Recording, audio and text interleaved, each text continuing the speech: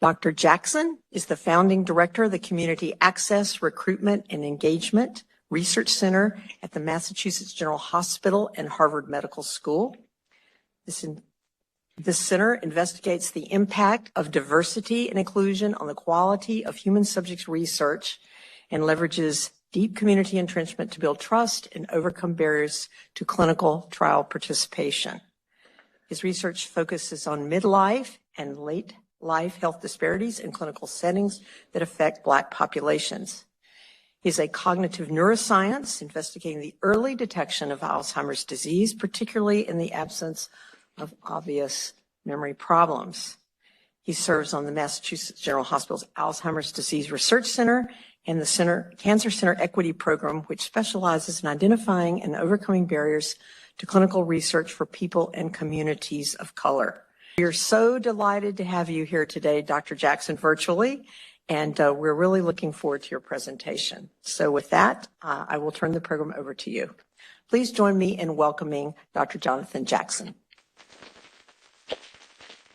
Thank you all so much. It's an honor to be here virtually. I am so excited to be with you here remotely.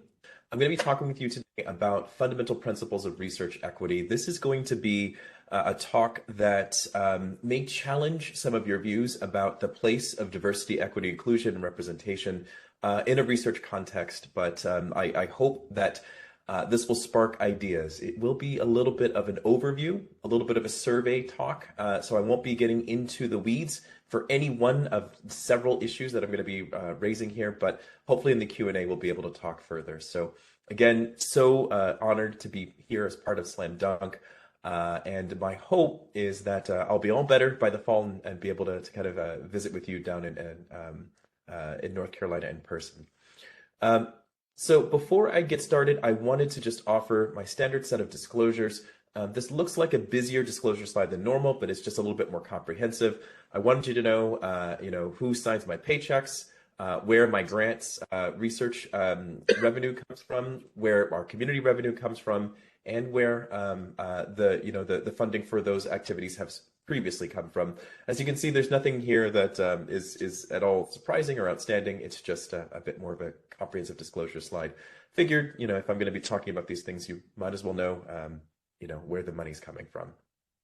I'm going to start with a quote that I think whenever we talk about health disparities or health inequities has become almost a cliche. It's, this quote from Martin Luther King back in 1965 at the end of the Selma marches, where, he said, "Of all forms of inequality, injustice in healthcare is the most shocking and inhuman."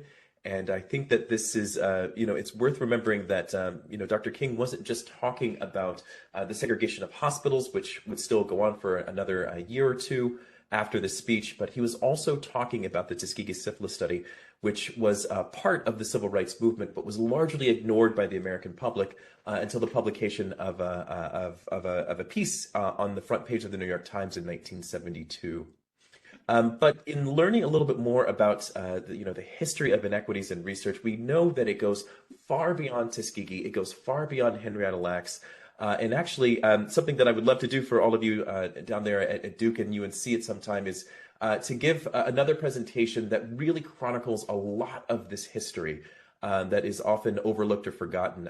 If you are interested in revisiting this yourself, the book Medical Apartheid by Harriet Washington captures many, if not quite all, of these examples here. So, historically, I give a full hour to these things, but unfortunately, I don't have time today. I do want to highlight these men here at the bottom who were present during the Nuremberg trials of Nazi war doctors, who said that as their primary defense that they were less bad than American doctors at the time, because in part they were only operating or the only experimenting on prisoners of war, whereas American doctors and American scientists often experimented on members of the public. So just keep that in mind. The literal Nazis, the literal Nazis, the most outsized villains of the 20th century, said that they were less bad than people like you and me because they only worked on prisoners of war. So we have to keep in mind that, as high-minded and as idealistic as we'd like to be about so much of this work, this is our starting point. This is where we were 75 years ago. So we really need to be thoughtful about what equity looks like in research and academic medical settings moving forward. So one place that we can go to start from that, and hopefully this works well for you, is that this is a clip from PBS from 1993. So the clip is 30 years old, believe it or not, and it's talking about events from 30 years previously. So we're going back to the civil rights movement back in the 1960s.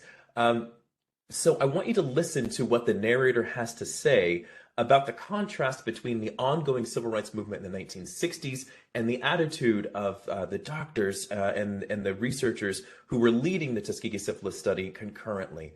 So hoping that you'll be able to hear this. If not, I'm happy to summarize. During the turbulent years of the civil rights movement in Alabama, the study went on. The scientists continued to ignore this new force that shook the world around them. Instead, they watched and they waited to see what would happen next to the men of the study.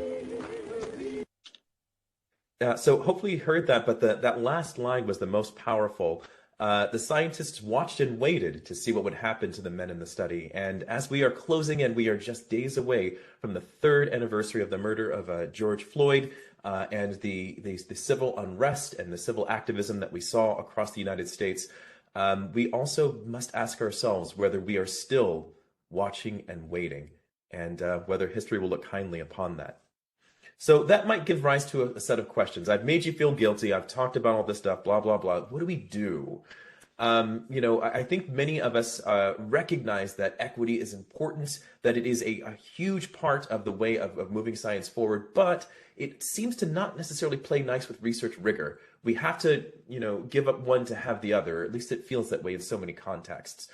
So how do we bring these things together? And in more concrete terms, when we are trying to reconcile health justice with the rigorous set of research, how do we understand what differentiates these kinds of events, or this kind of recruitment, or this kind of partnership or engagement? So these are two pictures from community events pre-pandemic in my own communities here in and around Boston, Massachusetts. On the left is an event that was coordinated by one of my teams. On the right was an event actually coordinated by our local chapter of the Alzheimer's Association. Both events were focused on brain health in the Black community. Both events took place within about a mile of each other. But how was it that we were able to pack one room, whereas in the other room we planned for 300 people, but only 5 or 6 showed up? When we do our community events, when we try to reach out for partnership, when we strive for equity and representation in our research panels and our research studies, we often find ourselves asking this question: what differentiates these events? How do we do these things? What ultimately I think is the best way to start is to think about this less like a moral question and more like a scientific one. And when it comes to recruitment, there are scientific principles that are in operation. So it starts, for me, it starts with Lou Lasagna, who wrote back in the 1970s, "The incidence of patient availability sharply decreases when a clinical trial begins and returns to its original level as soon as the trial is completed." In other words, we have no idea where our research participants come from, especially those of us who are PIs, who are study leadership. We just sort of guess, we hope. There's a corollary to Lasagna's law called Munch's third law, which says take however many people you think are going to sign up for your study, divide it by 10, and that's closer to the truth. So when we talk about a lack of equity in our research science, we can actually just start with a lack of representation, a lack of recruitment. We don't even have to bring diversity into this. This is a trouble spot for any aspect of human-based research, especially in academic medical enterprises. So let's think about this problem as scientifically as we can. That is not to say that we're going to set aside the moral, aspirational, and social justice arguments. Those are real and those are valid. But when it comes to operationalizing principles of health equity in research, we need to start with what we know.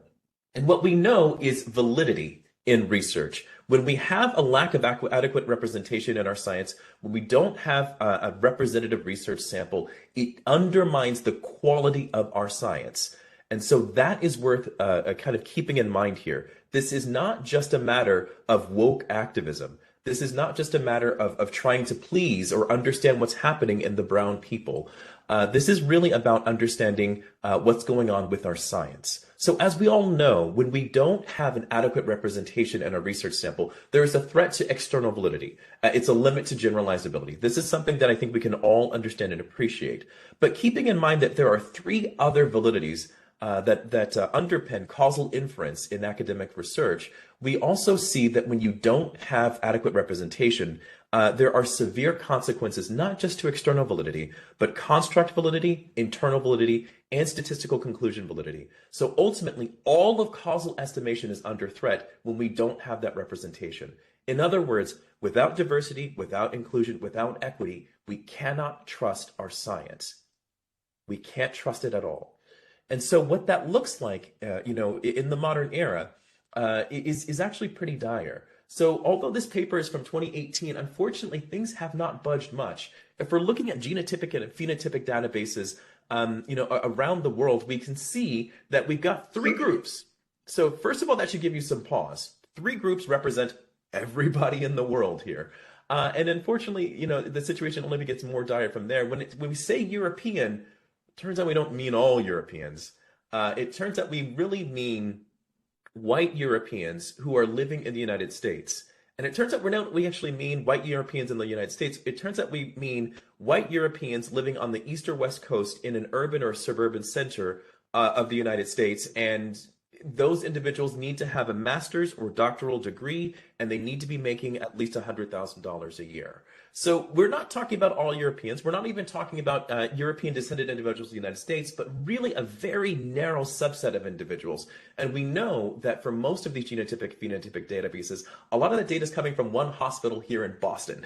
So we don't even have the level of diversity that's even slightly implied by this. We have similar problems for Asians. So what is an Asian even? Are we talking about East Asians? Does that include South Asian populations, Southeast Asian populations? Is this the United States or is this further abroad? We don't quite know. And then everybody else is kind of lumped into this other category.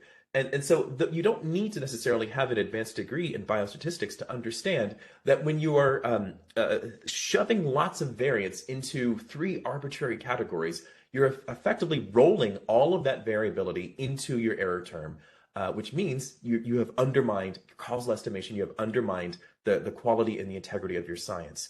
If much closer to home, we actually have direct examples of where we are basically limiting our ability to understand key aspects of variability in research science. So I'm going to go back to some of the recent clinical trials on Alzheimer's disease. So instead of going back to Leqembi, I'm going to go back a little bit farther before when we were doing the aducanumab and Aduhelm trials. So thinking about the eMERGE and ENGAGE trials, we know that diversity wasn't great here. What's really interesting is that the overwhelming representation of white individuals in these pair of studies, what's worth keeping in mind is that for eMERGE and ENGAGE, for the aducanumab trials, the study was run in 20 countries. There were 348 sites. There were 3,385 participants. White people are only 16% of the global population. So why do we see 90% represented here? The vast majority of the Asian category that you see here was recruited in 2 or 3 sites in Japan, which doesn't really tell us about this category in Asia. And then obviously, there are 6 categories that are reported here, but if you squint, you can really only see 3 or 4. And that's because there was only one individual who identified as an American Indian and one individual who identified as Pacific Islander, again, with nearly 3,400 participants. But let's actually zoom in on this green slice, which represents the Black individuals of the study. So this is about 0.5% of the total trial representation. And it turns out that if you look at the lecanemab trials, it wasn't much higher for Black individuals. So ultimately, we're looking at a relatively low representation of Black individuals in our research studies of Alzheimer's disease. And so we know that's a problem. That's a headline. But I want to say, that this headline really belies something that's a bit more insidious. So there's an additional wrinkle here, and in one that really involves how we reconcile Black identity with APOE status. So let's step over to the APOE data from again, these trials, Emerge and Engage, really quickly here. So we see here that there is this kind of dose response effect in terms of your rate of ARIA. So this is looking at the edema. Microhemorrhages, the data is pretty similar. But if you don't have an E4, there is a kind of step rate increase in ARIA based on the dosage from these trials. It goes up if you've got that E4 allele. But so it doesn't really matter how you slice it. Having these E4 alleles really means a higher risk of some of these not so great things happening in your brain. We know that there's still a controversy about what that actually means. So it looks like ultimately, and I think we can all agree, that E4 carriers are at some significant risk. With Aduhelm, we see something similar with Leqembi. We've seen something similar with more recent trials as they've reported out. But let's ask a quick question. Who tends to have the highest rate of E4 status? So let's take a quick look at the data. But based on how I'm framing this, I bet you can guess. If you look at the breakdown of the data, we can see that Black individuals are about 50% more likely to have an E4 allele compared to white or Latinx individuals. So these data might be giving you some mixed feelings. On one hand, holy cow, does this mean that something like Aduhelm or Leqembi might cause more edemas and microhemorrhages in Black people? But on the other hand, how does a population that is at higher, maybe even the highest risk of Alzheimer's disease, a group 50% more likely to have E4 alleles, how are they only 1/2% of two major clinical trials in Alzheimer's disease? How are they only 3% of the lecanemab trials? And so this is what I mean when I say that we have to think more deeply about the problem of convenience sampling in clinical research. We have historic racism, systemic exclusion, all of these things that kind of conspire to put high-risk groups at fundamentally unknown additional risk. Might it be higher in Black people? Maybe. We don't have the data to know. Even though we have run these trials in dozens of countries, thousands of participants, we simply don't know how these treatments work in groups that are significantly high risk, particularly when that high risk is characterized, potentially mediated by other genes, as you all know in North Carolina. But that's exactly the point. If APOE is indeed mediated by ABCA7 in Black individuals, that will tell us a whole lot about the fundamental nature of Alzheimer's disease itself, and that should be a target of focus. And yet, we're not seeing that in clinical trials. So now the consequence is that not only do we not fully understand what's going on with Aduhelm or Leqembi in Black individuals, there's a really good chance that we may have missed something fundamental about the nature of the Alzheimer's disease state itself. So let's kind of take a walk back. Let's take a breath. We know that this is a problem. What can we do about it? We've got researchers like me who think a lot about representation science. So let's take a look at the state of that field and try to understand what's going on. Unfortunately, there's more bad news here. The field of representation science is hopelessly fragmented. We don't have good definitions, data ontology, or comparative effectiveness.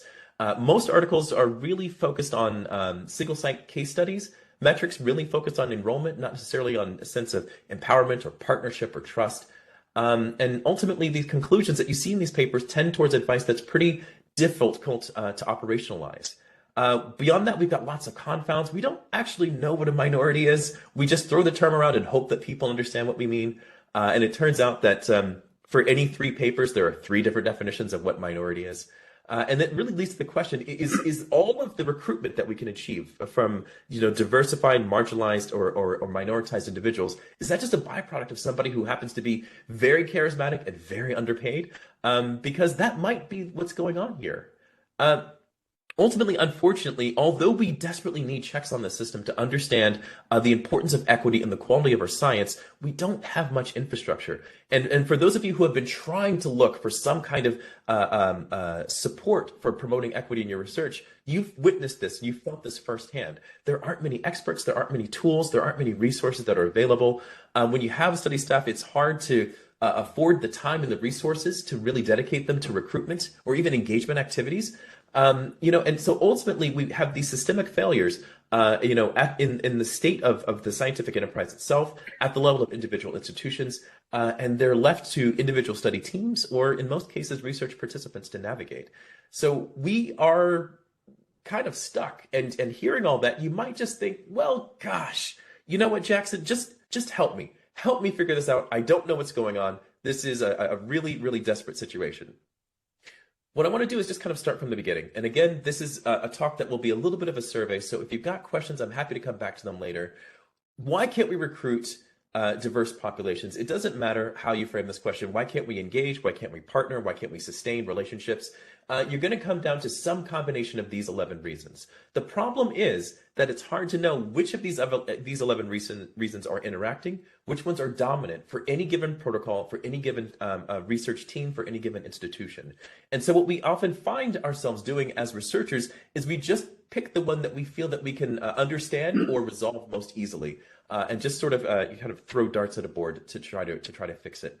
So what we've done at my research center is we've tried to model this as a selection problem and create a bit of a workflow. So you can take these 11 reasons and you can map them onto an ordered workflow where if you try to address upstream problems, you're much more likely to get a bit more support and go a lot further than if you focus on downstream problems, especially focusing on elements of screening and setting at the risk of trying to have a well-defined sampling frame or take the time to work on any kind of awareness or engagement or marketing protocols.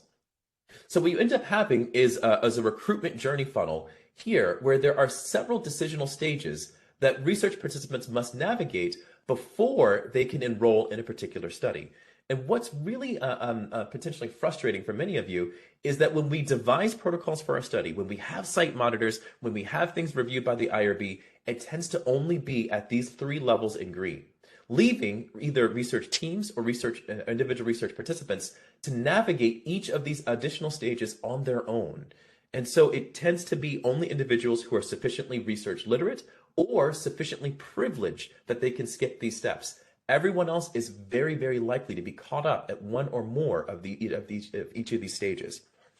And so it turns out that this actually opens up a whole new field of science. I do have other slides, but I'm going to have to move on.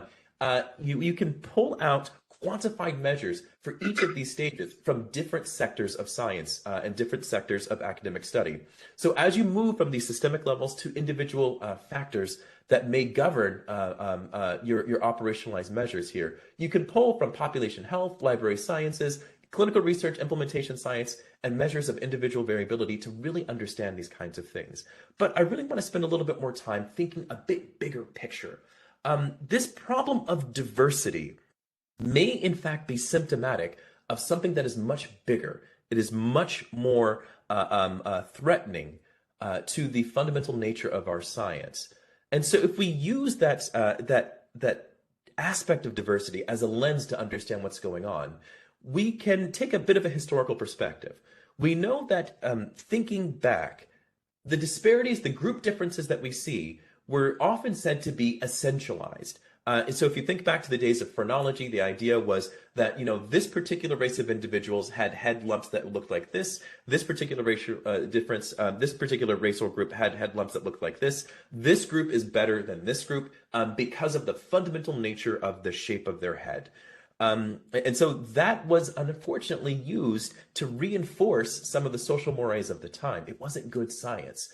Nowadays, we know a bit better. We think that there might be some of these biological differences between groups that may underpin health disparities and inequities. We also recognize that there are, social and structural factors that add an important context that may potentially mediate or at very least moderate much of the biological disparities that we're seeing between groups. I think that this newer framing, it may still be limited, and it leaves us off the hook as scientists to think very carefully about aspects of selection, measurement, and implementation and design that heavily affect the quality of our science, as well as some of the factors that go into our characterization of group differences. So what's nice about this particular framework is that there are lots and lots of sources of bias, error, and variance that we tend to either say is a statistical issue, a social issue, or a biological issue. But by recognizing that there are additional sources of variance that may contribute to a potential bias in our science, we recognize that we can better assess and understand where some of these problems may be manifesting, especially when it comes to understanding differences between groups. So if you have some sort of racial difference in recruitment, some sort of racial difference in your outcomes, it may be at the level of biological disparities, but before you conclude that, you need to understand whether it might be a social or structural issue. But before we assign variance to these categories, we need to recognize whether there may be an implementation design bias, a measurement error, or a selection bias that may underpin the group differences that we're seeing. So what's nice about this is that it's not just about problems. Because these are effectively statistical approaches, we already have statistical measures that have been well developed and well validated, but just not applying to the problem of group differences, disparities, and inequities. So taking this framework, what we can actually understand is that this helps us fully resolve and address key problems in our science. So, for example, let's take a really light, not controversial issue at all and talk about what we should be doing with race or racial identity in our studies. We know that it's a risk factor for disease. For example, African Americans, using the term as a subset of Black individuals as part of the Black diaspora, are 2 to 4 times more likely than white individuals to develop dementia. We know that Latinx communities are around 1.5 more times more likely, and this is usually attributed without necessarily compelling evidence to comorbid differences in vasculature. So what we see is that when we use racial identity, usually self-identified racial identity, it's used for one of these reasons. It's used as a construct, it's used as a variable, it's used as a marker for racism. But unfortunately, using that 5-point framework that I just highlighted, there's no justifiable basis for ever using race for anything other than as one marker of enrollment. Because it effectively conflates all 5 levels of bias, or at least variance that I highlighted earlier. So if we, just to kind of walk through this very quickly, if we try to use race as a construct, we know that it's not a great proxy of socioeconomic factors, and it tends to have an impact on external, internal, and statistical conclusion validity.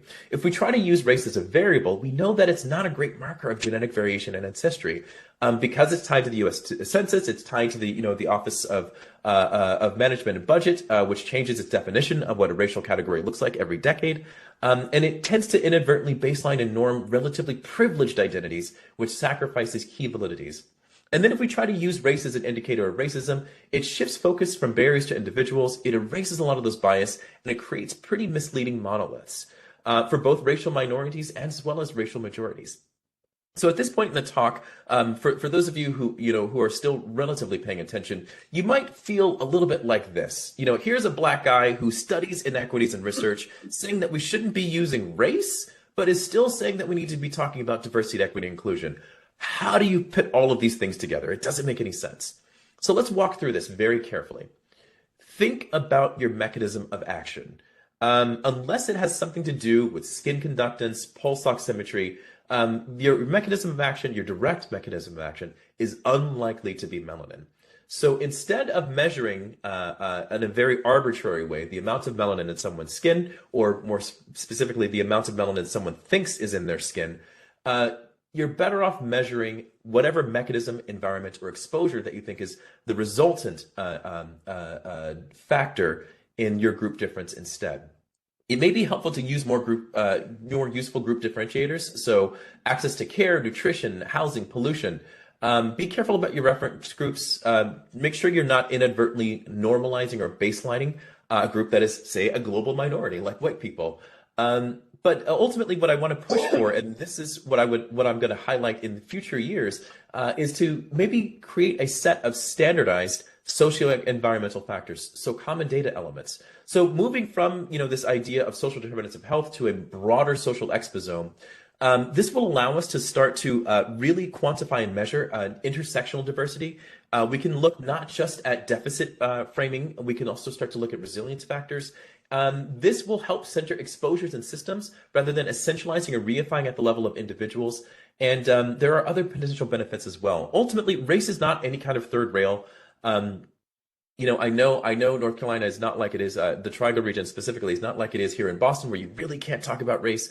But racial identity can really only ever be a marker of racial identity. So what's great about this is that I've been presenting this for about a year now, and it's been deeply controversial. But fortunately, the National Academies of Science, Engineering, and Medicine released a report on population descriptors just a couple of months ago, back in late March of 2023. And so what they say are these OMD definitions no longer serve science well. They actually don't recommend that we try to use race or racial identity the way that we have historically, and to instead focus exactly, as I mentioned, on these environmental factors. Obviously, there are other things that I'm going to get to later in my talk, such as how important it is to work with communities that are being studied, and that there are other individuals, other sectors within academic medicine that are complicit in this. And so they actually created this really beautiful, elegant chart that says, here's when we should be using race, here's when we should be using ethnicity, here's where we should be using genetic similarity. Again, this is for genetics and epigenomic research, but as you can see here in this first column, we should almost never be using race in the way that we understand aspects of genomics. Even here where it says with health disparities, there's a note that says that not all health disparity studies really rely on descent-associated population groupings, so none of these may be necessary for analysis. So even here where it's conditional, there's not necessarily a strong use case for using race. So ultimately, the way that I want to kind of summarize this is I made a meme because I'm cool like that. And so instead of trying to sort through like what the most useful group differentiator is, just think about it this way. Instead of thinking about using race as a marker of group differences, let's use specific exposures and mechanisms as our marker instead. So you can see that Drake is saying no, no, no to race, but yeah, to specific exposures and mechanisms.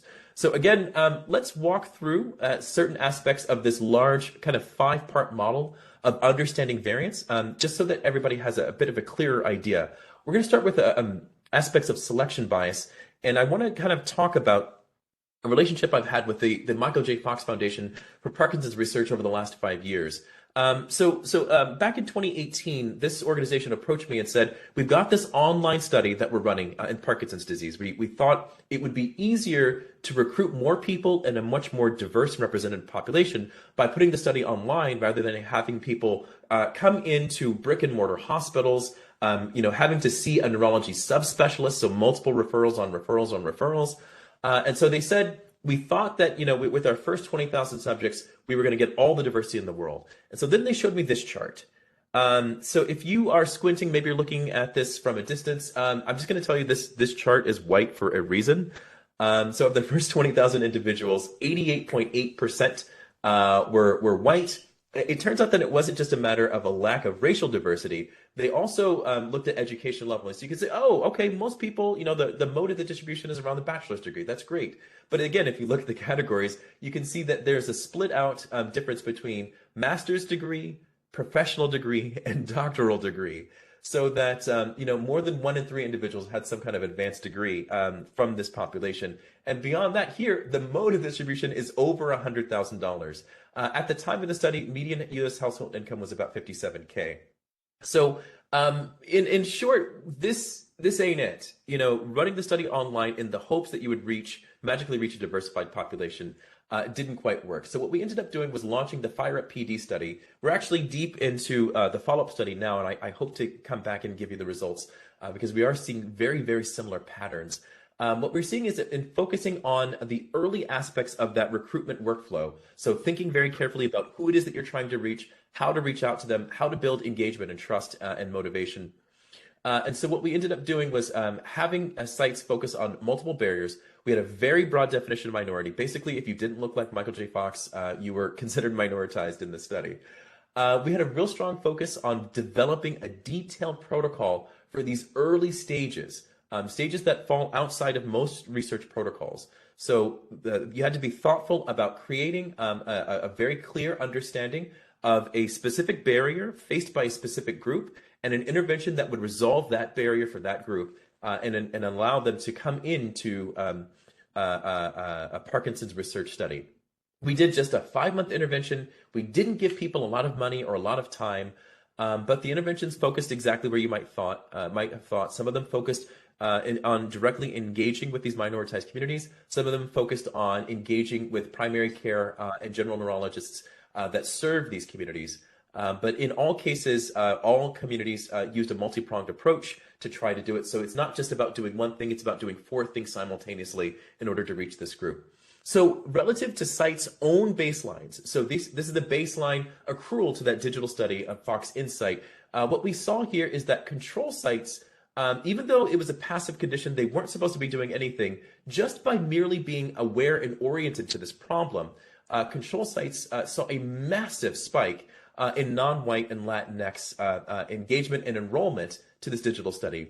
But what we see here, and what's really intriguing, is that for intervention sites, they also saw a big uptick in sort of people of color being accrued to the study, but also white individuals that were defined as low income or low education were also drawn by this comprehensive approach. So a rising tide really lifts all boats. And so just because we're focused on a relatively narrow group of minoritized and marginalized individuals doesn't mean that other groups won't be able to benefit as well. So many of us often get into the debate about the Oppression Olympics by focusing on one group. Are we excluding another group? If you do this right, the answer is no. You don't necessarily have that as a consequence. Beyond that, one thing that we understood from the Fire Up study, and what we're understanding even better from the second study, is that what we think of when it comes to the recruitment rate over time is not a monolith. Instead of thinking about it as a single distribution that's maintained by time, it's better to think about it as a convolution of three distributions working with three different populations. And this is what's really critical. The first wave is the one that most of us as researchers are completely familiar with. And what's nice is that according to that recruitment journey funnel, you don't need to do anything. It's really low researcher effort. But this group is very privileged. This group is not likely to be representative. And this group is likely to sort of max out within just a couple of days or a couple of weeks. There's that just initial burst of interest right when a study opens, and then it goes away. What researchers often miss is that there's a second wave of individuals that are also usually pretty adjacent to whatever system that we're currently operating in. So it's less fast, it's of middling duration. The group is going to be less privileged than in wave one, but they will still have some privilege. There will be better representativeness, better diversity, better kind of inclusivity, but not great. But this does require modest researcher effort. So you're going to have to make sure that you're building some kind of literacy and motivation. You're going to have to talk to them about what research is. But after you have maybe one or two conversations are likely to say yes. Then there's this third wave, which most of us who do a community engagement work are most familiar with, where you have to do the full stack of decisional engagement. So this is why this process is slow. It's a very prolonged duration. So once you get it going, it tends to pay dividends for a long interval of time. It's a relatively modest privilege. So you're not getting, the individuals who are very unprivileged societally, but you are going to have the best representativeness compared to the other two waves. It does require significant research effort. It does take a time to ramp up, as you can see here. But instead of thinking about recruitment as one single distribution, it's really a convolution of at least three waves that represent fundamentally different populations. So if you are not tweaking and altering your recruitment strategy over time to take advantage of these three waves, you may not be acting or reacting optimally. Beyond that, one thing that we found in this study was that we also tracked barriers to this online study, to Fox Insight. So instead of trying to overcome them, what we did was we replicated them within the study itself and tracked them over time. And so what you often may conclude is that things like mistrust, things like lack of transportation, what we as researchers often cite as issues, were not particularly issues for over 200 individuals that expressed interest in the study but were unable to participate. What were issues were time commitment, the digital divide, and language equity. And it turns out that, again, the digital divide is not what we often think it is. When we think of the digital divide, we say, some people have access to the internet on their devices at home, and some people just don't have these devices. It turns out that, for maybe 80 to 90% of these individuals, the problem was that the Fox Insight platform was really good on a desktop or a laptop. It was not good when you had to use a tablet or a cell phone. So the digital divide is not necessarily about having access to the internet. It's about whether the form factor can be accommodated based on the studies that we design. So sometimes it is and sometimes it isn't. But again, there's a bit more nuance to these participant-reported barriers than we often appreciate in our research studies. So moving ahead, so that was a little bit about talking about selection. I do want to talk very briefly about measurement and implementation before I run out of time here. So what I want to do is I'm going to jump straight ahead to talking about common data elements. just because I think that this is going to be where I'm going to be spending a lot of time over the next 3 or 4 years. So how should we think about population descriptors? Is it possible to go beyond those recommendations that I saw from the national academies? So we've got an 80 RICMAR that I'm pretty sure is going to be funded. We got a 14 on our impact score back in February. So I think that this will be getting off the ground in July. And so what we're going to be doing is some deep phenotyping of marginalized populations. We're going to be introducing common data elements. We're going to be introducing a whole model of comparative effectiveness, and we're going to be sharing those CDEs to the NIH CDE repository. So what we're ultimately building are common data elements, key kind of measures and components for general, disease-specific, supplemental, and exploratory common data elements around aspects of social identity. So what's great about this is that this is exactly the approach that I highlighted earlier. This will be quantified. These will be, you'll be much better able to develop and identify intersectional elements. And then what we'll be using that for is using this into one of the first ever smart designs looking at manipulating research retention in studies of aging and Alzheimer's disease. So this will really open the idea for leveraging common data elements to independently modulate engagement, recruitment, and retention separately based on these factors. So I'm really, really excited to move this work forward. Talking very briefly about implementation and design bias, I wanted to talk to you about aspects of value. So we often talk about barriers to participation, but what about things that add value, things that motivate people to get involved and to be engaged? So working with Anne Oluloro and Camille Dahl, we applied Consuelo-Wilkins return of value survey data to historical trials and gynecologic oncology on clinicaltrials.gov. And so what was interesting is, according to the Wilkins paper, the most valuable categories for Black individuals, the things that are most likely to motivate them to participate, are information on how genetics affects your medical condition, lifestyle risk factors, ancestry, and remuneration. So the thinking is, if you want to design a research study or a clinical trial that will attract Black individuals, you need to have these categories of return of value baked into your study. So they looked at 279 trials. We looked at 279 trials from 1994 to 2021, broken into 7-year epochs. And what we saw is that there were very few of these trials over the whole range of nearly this 3-decade period that ever reported these things. Only 1% of trials explicitly stated that they were going to offer any kind of lifestyle risk factors. There was no trend over time. It's not like this is getting better. 0% of trials from 1994 to 2021, 279 trials discussed any aspect of offering information related to ancestry or remuneration. So when it comes to getting this right, it's not just about removing barriers or even understanding what those barriers are. We need to be inserting and injecting value into our research studies in order to make this really worthwhile. So, what I want to do here is I want to start to bring things to a close, because I have a feeling that there may be a lot of questions. If there aren't, I've got more slides and I'm not afraid to use them. Let's try to kind of understand what's going on here. When we talk about diversity and equity and inclusion and representation, we need to recognize that we're not talking about one thing. The terms have never been interchangeable. Diversity is a stopgap for inclusion on the way to representation, because what we want in our scientific studies is representation. We really, really have a very clear mandate, a scientific justification and mandate for representative sampling. So this concept of diversity, of having a few people that look different, that's our floor. That's actually below a minimum standard. That's not a ceiling. That's not an aspiration. If we're just aiming for diversity, we're still getting it wrong.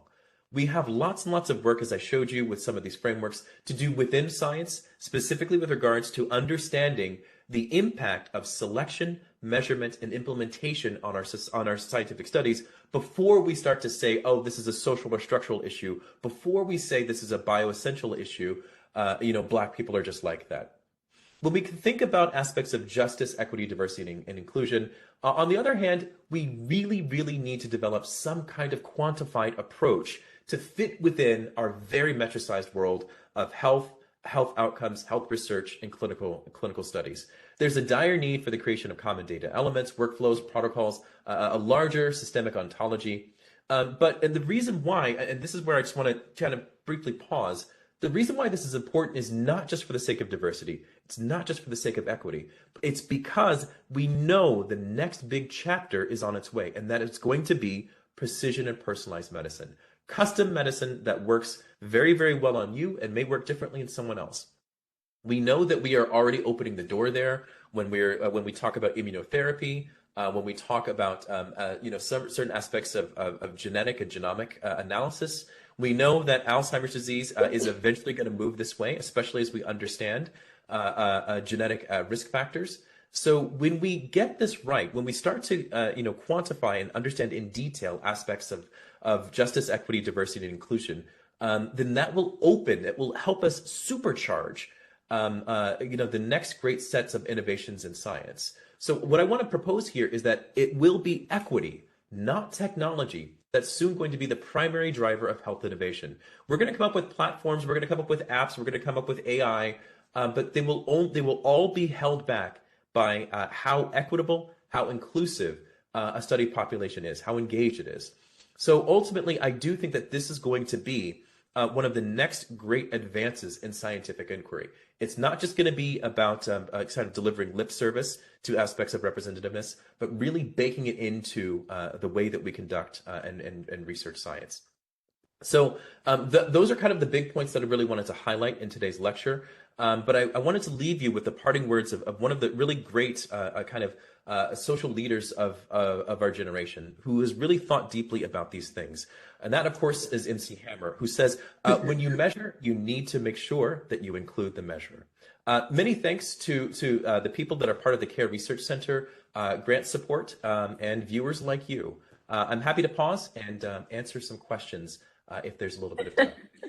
Dr. Jackson, thank you so much for that absolutely fantastic talk and so thought-provoking. I want to tell everybody that we have people at the back with microphones, and so would have you raise your hand to ask a question, and then they'll bring the microphone to you, and we're starting at the back. Thank you, Dr. Jackson. That was an excellent presentation. My name is Ronnie Bell. I'm a professor at UNC in the School of Pharmacy. We've seen a lot of state legislatures, a lot of governors are making efforts to try to eliminate efforts around DEI in public institutions, and we've seen that now going on in North Carolina. And that's, it's ultimately going to impact the research that we do. How can we, as scientists, as advocates, how can we advocate for keeping these efforts on campus to bring value to the research that we do? Yeah, that's an excellent question. And, I feel like day by day, week by week, that battle seems to be looming ever and ever larger. I know about the veto override in North Carolina, that restricts, the rights of people who may become pregnant. And so and the fact is that it's getting harder and harder to even feel allowed to talk about these things. It turns out that the answer is actually not so complicated. We're scientists, so let's just make it a science thing. And if you become a little bit more subtle with your terms, what you realize very quickly is that it's possible to develop a way of understanding and codifying aspects of diversity, equity, and inclusion that actually include the people that have felt excluded this whole time.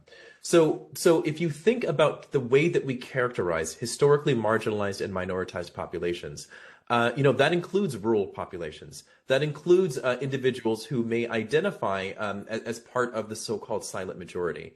And so this is why at the moment I'm kind of all in on this concept of common data elements, because if we can start to measure a quantified social exposome, which will necessarily include aspects of exposure to historical trauma, things that that would otherwise potentially be covered by things like critical race theory or aspects of whether individuals may identify with a gender that is concordant with sort of state legislation. Instead of just saying, can we talk about what it's like to be Black? Can we talk about what it's like to be trans? What we do is we dive into these scientifically safe, very generalizable common data elements, these ways of understanding, quantifying, and measuring social experiences.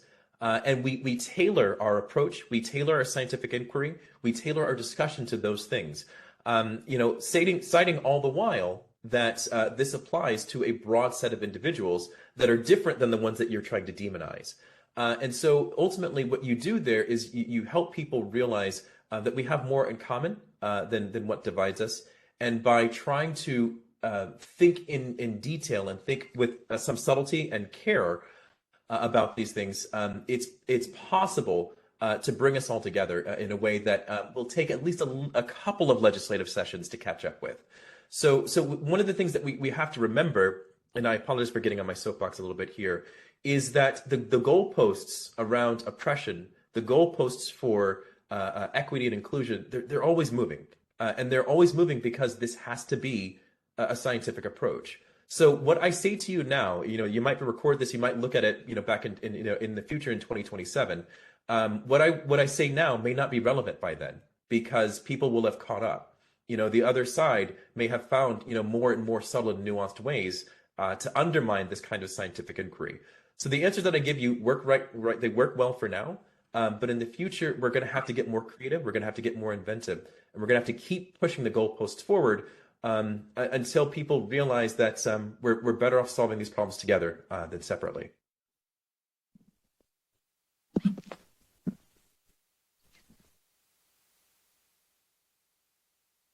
Make sure I got on camera.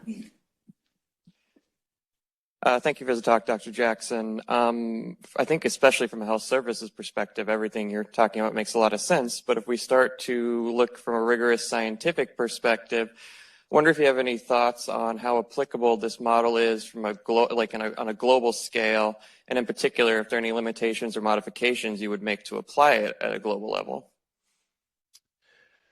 So at the moment, this should work pretty well. From a global perspective.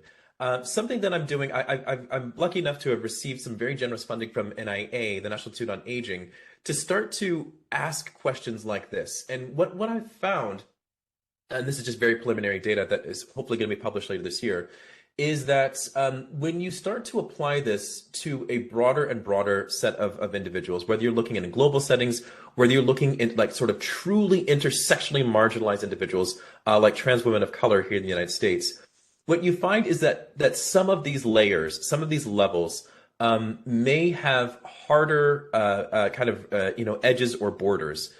So this idea of understanding aspects of selection bias may have multiple levels as you move from a domestic to a global health policy kind of framework. And so there may need to be additional revision in the future to reflect this level of nuance and subtlety.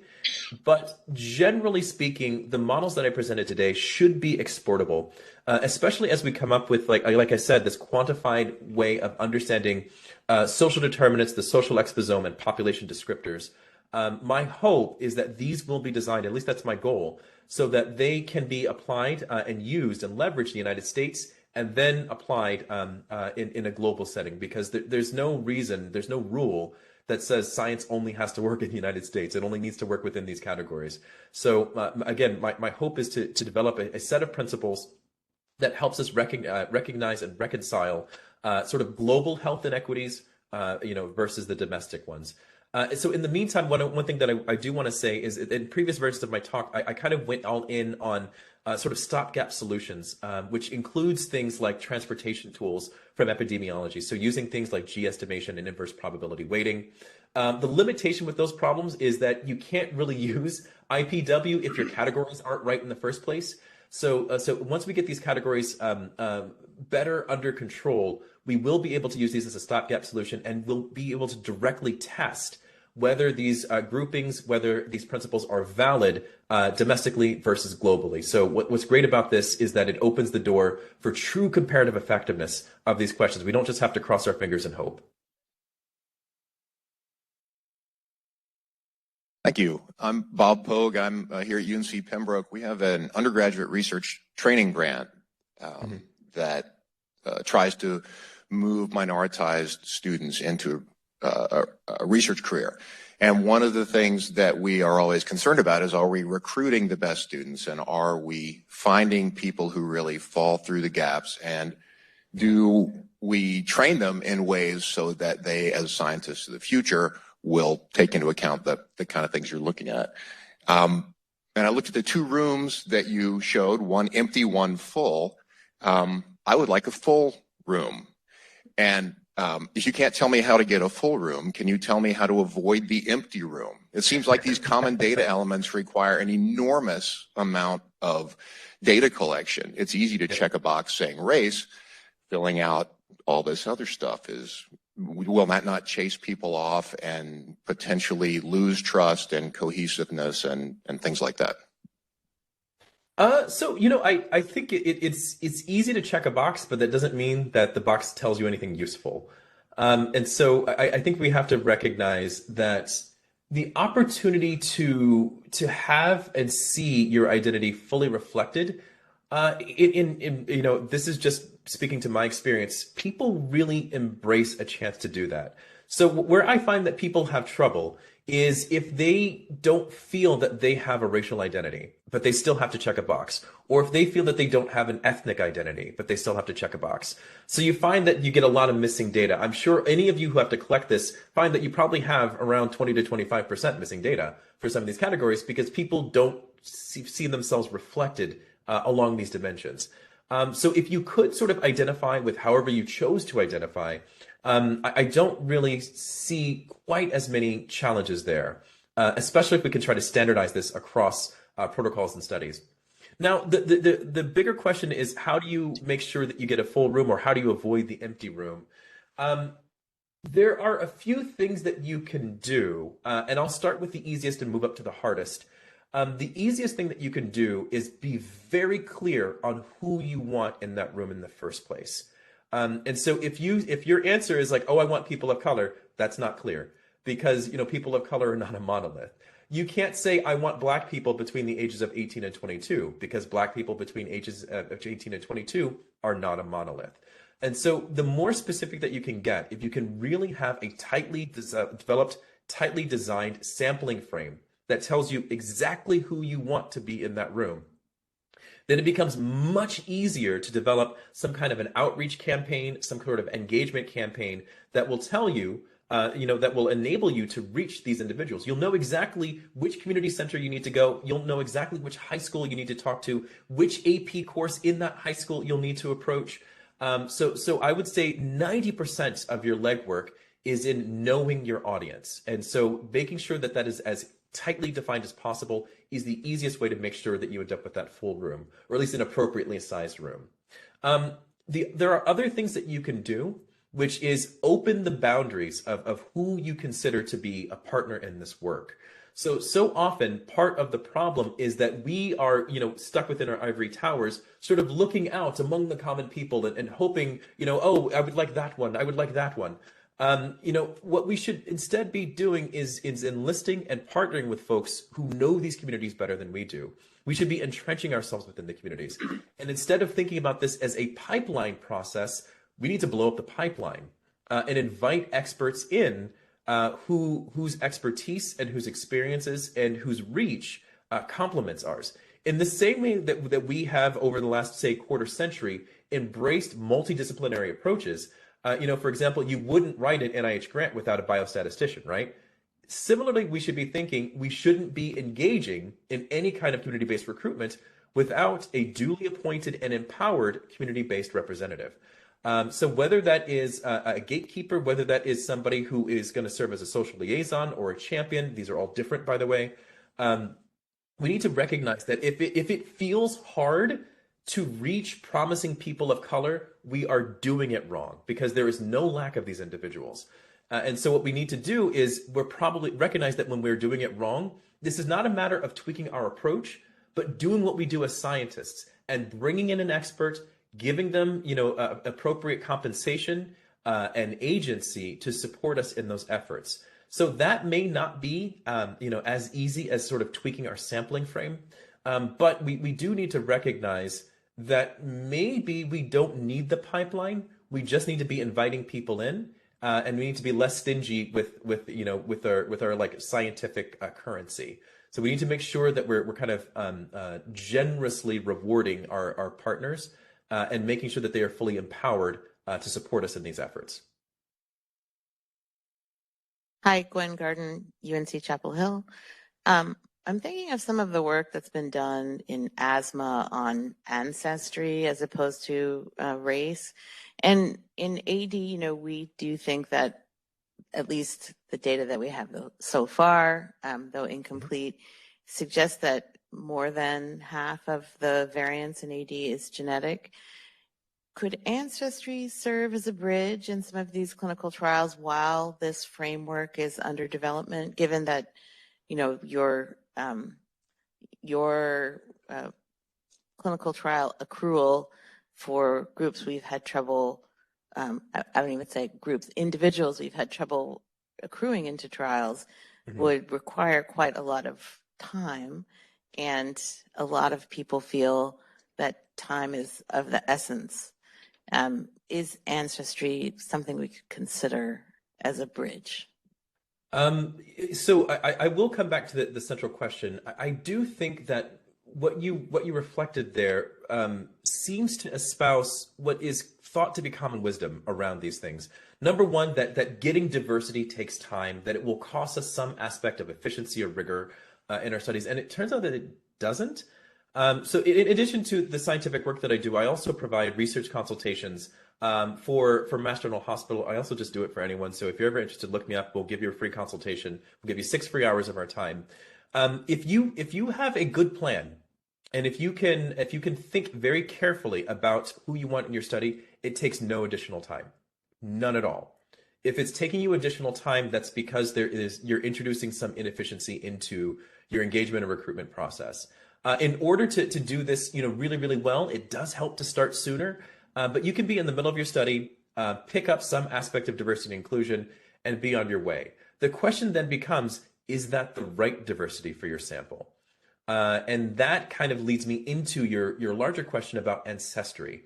And so ancestry is not necessarily as strongly correlated with genetic heritability as we would like to believe. And so nowhere is that more evident than when you start to try to ask this question in groups that are not privileged and white. So, it may be a stopgap measure, but only as long as you're dealing with relatively privileged populations with a strongly well-characterized set of ancestry and background. So if you rely on any sort of large data sets or tools, that does limit you to relatively privileged Western European whites and their descendants. And so if you are only looking to generalize to that population, ancestry may be a fantastic tool. But if you're using it as a stopgap towards inclusion, as a stopgap or as a sort of a waiting period to try to characterize some aspect of heritability among individuals that are less socially privileged, I don't think it's going to buy you the variance that we've been led to believe with the studies so far. So it's a very, very limited solution set. And I don't think, as we start to move towards a slightly more personalized approach to Alzheimer's disease, maybe in the next decade or so, I don't think it's going to necessarily hold up. It might get us through the next year or two, but after that, we're going to start to really see the limitations of that method.